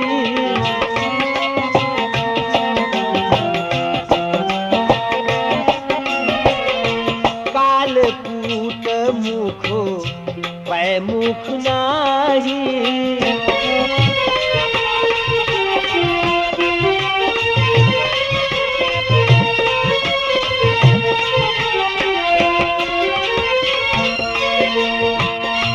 बोले राम देई होरा,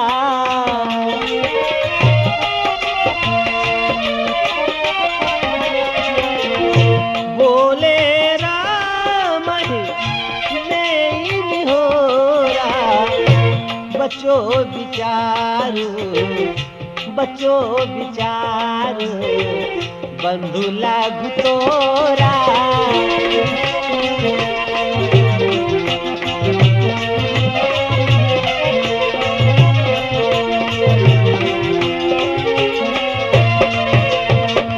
मन मलिन तन सुंदर कैसे,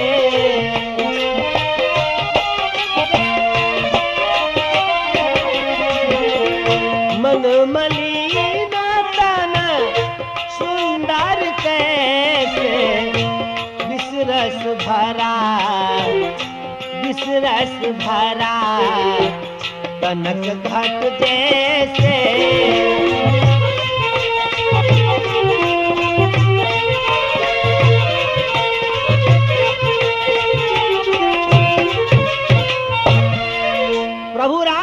परशुराम के सामने बड़ा मीठे शब्दों में कहने लगे क्या? सुनी लक्ष्मण बिहसे बहुरी, नैन तरे रे राम। गुरु समीप गवने सकुची, परिहरि वाणी वाम। बड़े प्रेम से कहने लगे क्या? अति विनीत मृदु शीतल वाणी।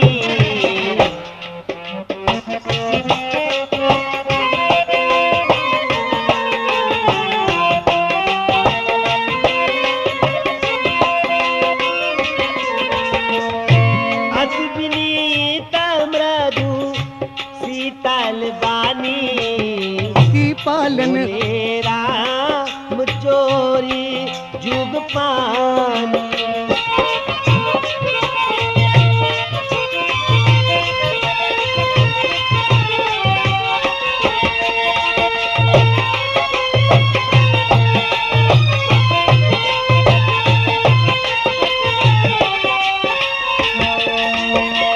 सुनाहु नाथ तुम सहज सुजाना। सुनहु नाथ तुम सहज सुजाना।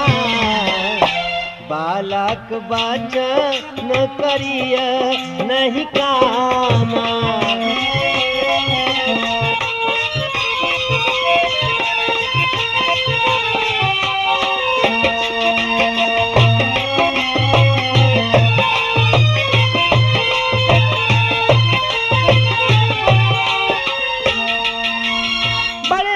वचनों में प्रभु राम कहने लगे, हे मुनिवर, हमारी बात ध्यान देकर आप सुने।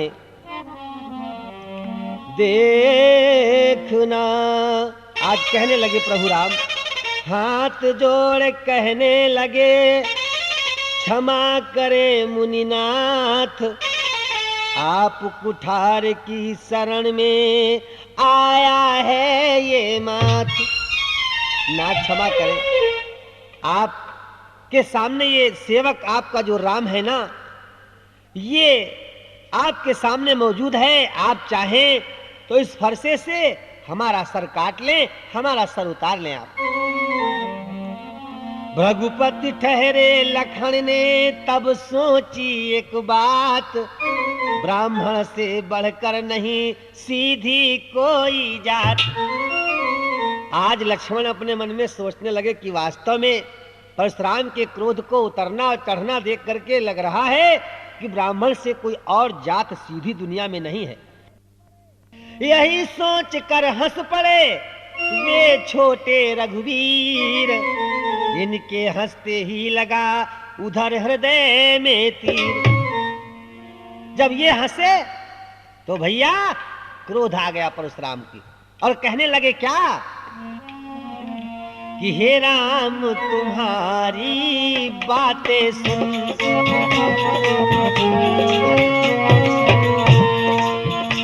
नरमाई मुझ में आती है।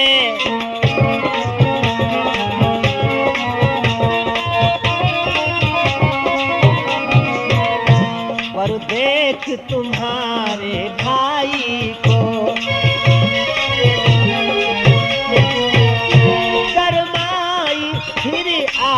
जाती है।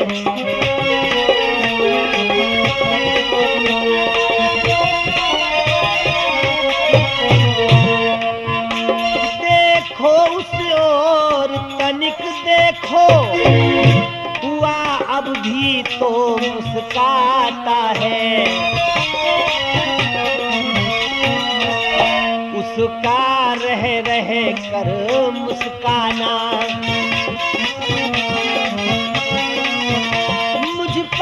बिजलियां गिराता है।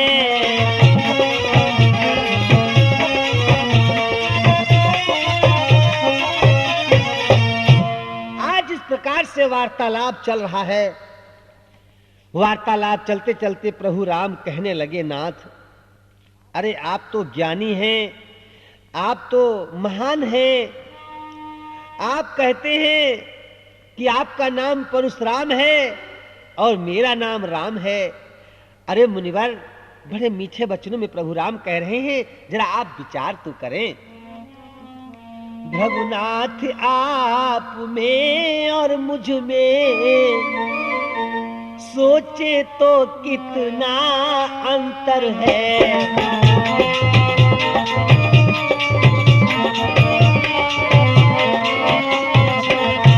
मस्तक पर तो है परशुराम, या राम नाम चरणों पर है।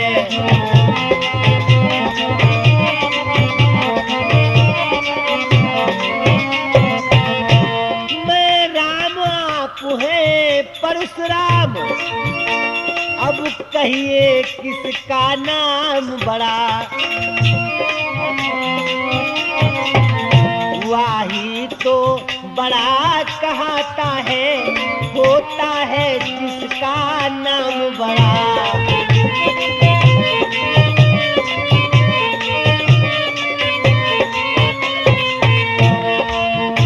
भृगुनाथ विनय हम करते हैं, पर आप बिगड़ते जाते हैं।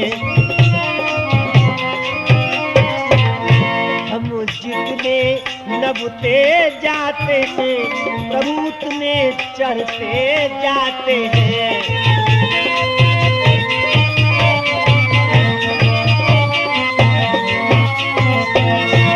इतनी हटी अपनी झुंझलाहट, इतना भी क्रोध नहीं अच्छा। मिलने में है आनंद सदा, प्रभुपुर विरोध नहीं अच्छा।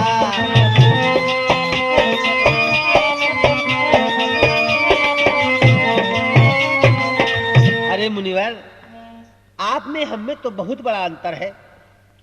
आपका नाम परशुराम है, कितना बड़ा। मेरा नाम राम है, जो आपके चरणों पर है। अरे महाराज, हम क्या करें, हम क्षत्रिय वंश में उत्पन्न हुए हैं। अगर हमारे सामने मौत भी चुनौती लेकर आती है तो हमें लड़ना पड़ता है। इसलिए आप बार बार हमें परसा दिखा के क्यों डरा रहे हैं? हाँ मुनिवर, हाँ द्विजवर, हे ब्राह्मण देव, आपके पास एक शस्त्र ऐसा जरूर है जिसका हम आदर करते हैं।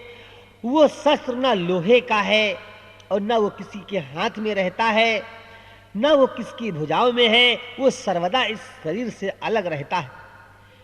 कहिए मुनिवर, कहिए, बतला दे वो क्या है जिसको हमको अब भी डर है।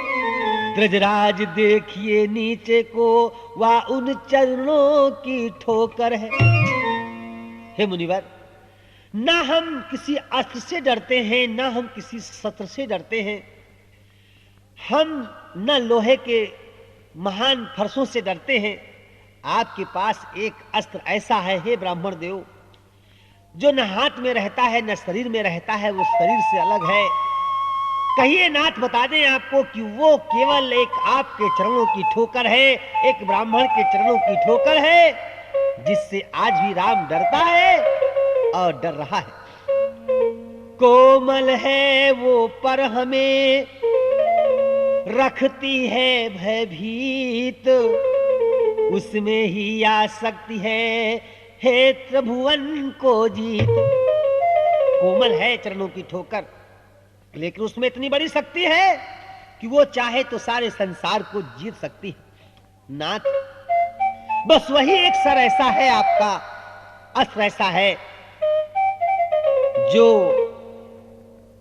मेरे सर के लायक है, या आप उसे हमारे सर पे प्रहार कर सकते हैं। उसके लिए हमारा हृदय, हमारी छाती तैयार है।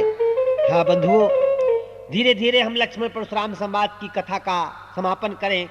उससे पहले आपको बता दें, कभी भी आपको कोई संपर्क करना हो, किसी प्रोग्राम में बुलवाना हो, किसी उत्सव में बुलवाना हो, तो आप हमारा पता नोट करें। नवीन कुमार मिश्रा, लक्ष्मी प्रिंटिंग प्रेस, पलिया कलां, जिला लखीमपुर खीरी, पिन कोड 262902। तो गूढ़ बचन सुन राम के चौंक उठे भृगुनाथ, पाट हृदय के खुल गए इन बचनों के साथ। समझ गए, अरे ये तो राम नहीं है, ये तो अवतारी हैं। क्या कहा? राम रमापति कर धन ले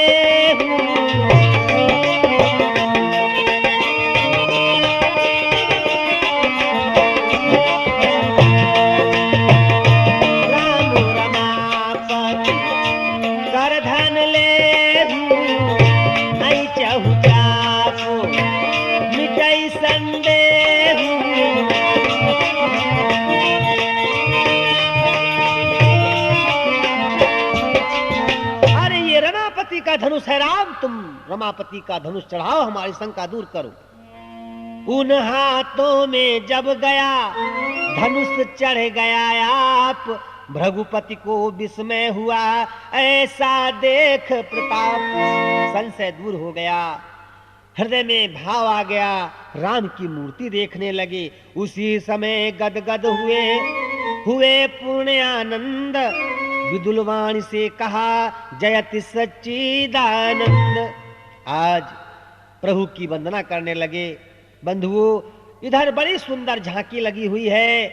कहे जय सीता जय लखन जय राघव सुख कंद, परशुराम बन को गए हुआ पूर्ण आनंद। और भक्त लोगों के नेत्र क्या देख रहे हैं? सुंदर झांकी लगी हुई है।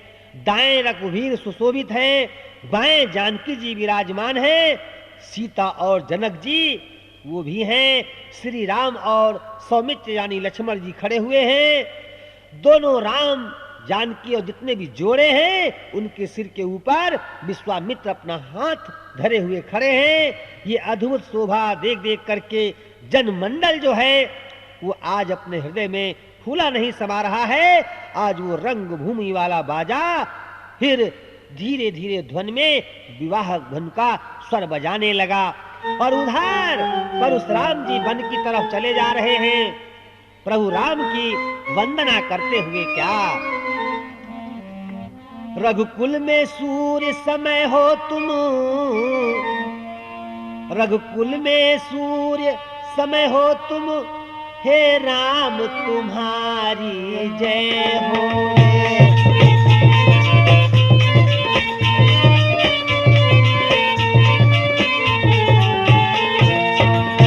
रघुकुल में सूर्य समय हो तुम, हे राम तुम्हारी जय हो।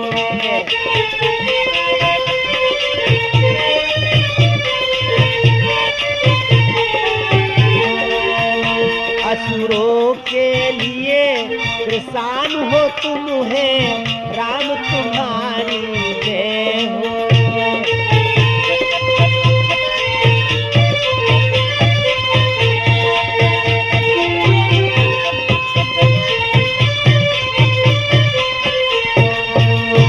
गोब्रुज महिषुर संतों के हित, नर्तन में प्रकटे प्रभुवनपति।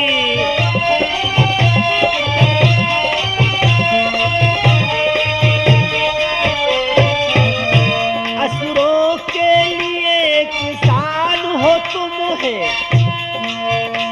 नर्तन में प्रकटे प्रभुवनपति।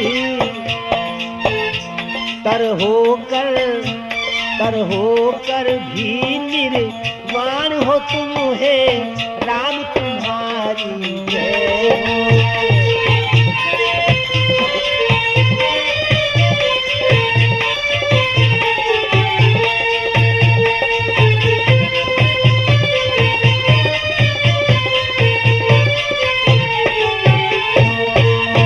वो शंकर के सबसे मुख है, जो शंकर के सबसे मुख है, वे आज तुम्हारे सन्मुख है।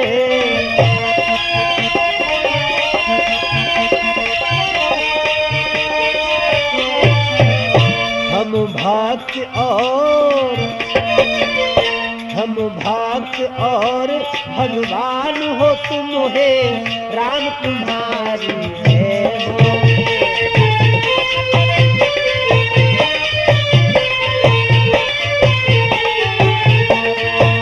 रघुकुल में रघुकुल में रघुकुल में रघुकुल में सूर्य समय हो तुम हे राम तुम्हारी जय हो।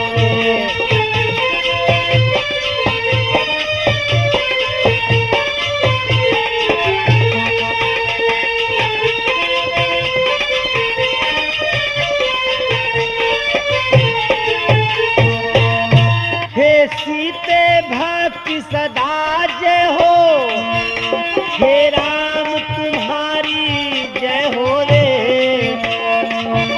रघुकुल में सूर्य समय हो तुम